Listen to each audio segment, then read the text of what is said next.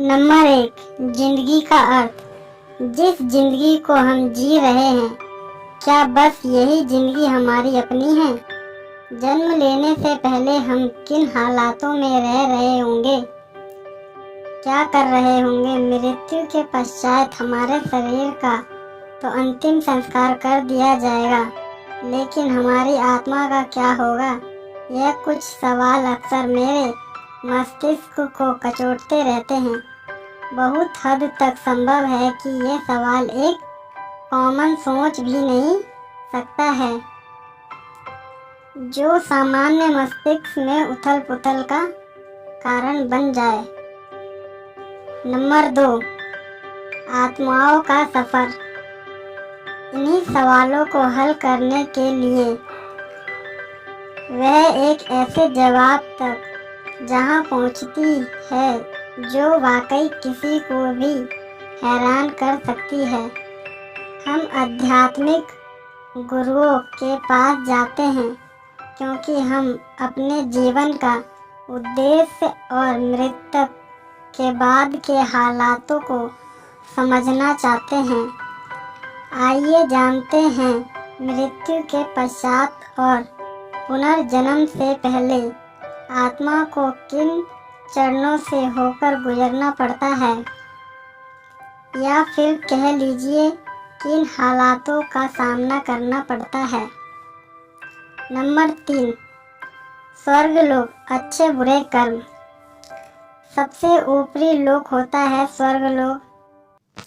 जानकारों का कहना है कि आज के हालातों में 100 में से मात्र 2 लोग ही ऐसे होते हैं जिनकी आत्मा मृत्यु के पश्चात स्वर्गलोक या महरलोक के दर्शन करती है, वहाँ के सुख भोग पाती है। अन्य आत्माएं तो सिर्फ पाताल या भूवर लोक में जाकर फंस जाती है। चौथा, पाताल लोक में हालत।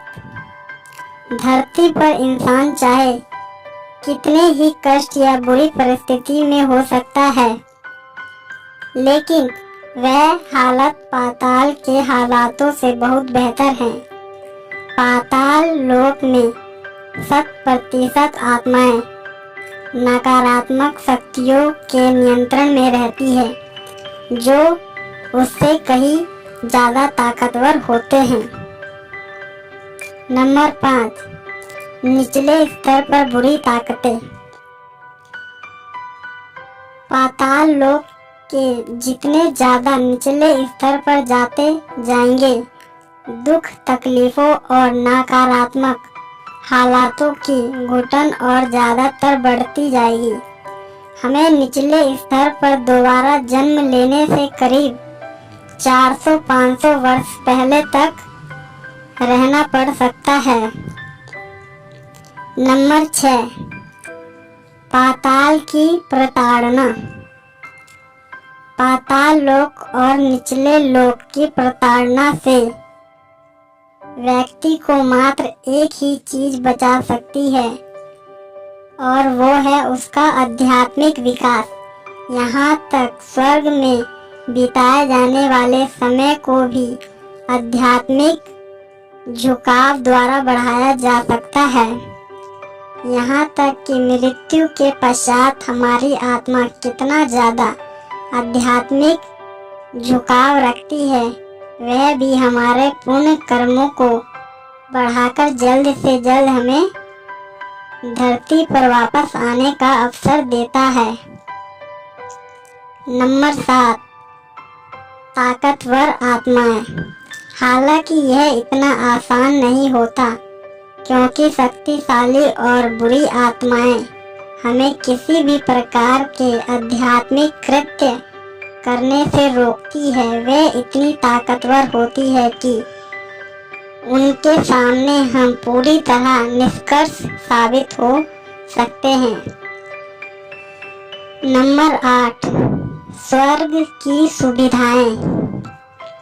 जहां एक और पाताल लोक की बुरी शक्तियां हमें अध्यात्म की ओर बढ़ने नहीं देती, वहीं स्वर्ग लोक की सुख सुविधाओं में खोकर आत्मा अपना पहला कर्म, जो कि ईश्वर को याद करना है, वो भूल जाता है।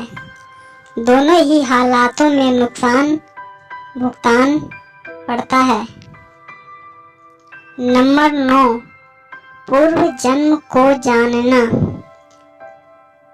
इंसान केवल अपना पिछला जन्म ही जान सकता है। यूं तो आत्मा धरती पर ना जाना कितनी बार जन्म लेती है, परंतु जब तक कि उसके अन्य जन्मों में कुछ खास ना घटित हुआ हो, वह केवल अपने पिछले जन्म के विषय में ही जान सकता है। नंबर 10, पुनर्जन्म की यादें। जब बच्चे का जन्म होता है, उसे पुनर्जन्म की हर बात याद रहती है, लेकिन जैसे जैसे वो दुनिया की चीजों में मशगूल हो जाता है, धीरे धीरे कर वह सारी बातें अपने दिमाग से निकालने लगता है। नंबर 11, धरती पर जन्म लेने का उद्देश्य। धरती पर जन्म लेने का एकमात्र उद्देश्य होता है कर्म करना। दुनिया लेन देन ना तो पाताल लोक में संभव है और ना ही किसी और लोक में, इसलिए आत्माओं को दोबारा धरती पर आना ही पड़ता है। दूसरा, आध्यात्मिक कार्य करना भी एक जरूरी प्रक्रिया है, जो धरती पर जन्म लेने वाली हर आत्मा को करनी ही चाहिए। जो ये नहीं करते, उनकी आत्मा बाद में कष्ट भोगती है। नंबर 12, अध्यात्म का महत्व। चलिए, उपरोक्त विश्लेषण से एक बात तो स्पष्ट है कि ईश्वर के प्रति आस्था और अध्यात्म की ओर झुकाव बड़ी से बड़ी मुश्किलें से भी व्यक्ति को बचा सकती है, चाहे वो मुसीबत जीवित अवस्था में सामने आए या फिर मरने के पश्चात।